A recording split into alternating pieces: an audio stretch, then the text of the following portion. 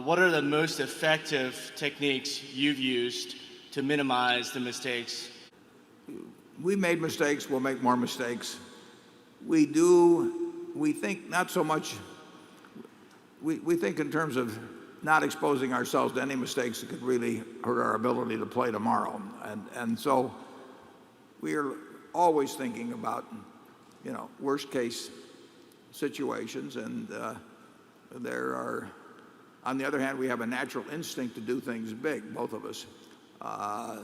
So we have to think about whether we're doing anything really big that could have really terrible consequences. And I would say this, that I don't worry much about mistakes. I mean, the idea of learning from mistakes, the next mistake is something different. I mean, so I do not sit around and think about my mistakes and think about things I'm going to do differently in the future or anything of the sort. I would say that you may get some advantage. I think I've learned something over the years.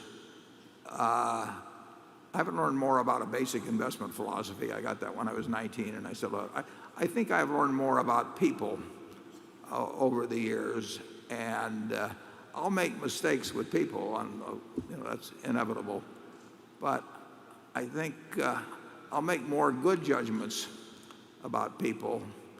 I'll recognize the extraordinary ones better than I would have 40 or 50 years ago. So I think that improves, but I don't think it improves by certainly any conscious sitting around and focusing on what mistake did I make with that person or this person. I just don't operate that way. Charlie? Well, Warren, I would argue that what you've done and what I've done to a lesser extent is to learn a lot from other people's mistakes.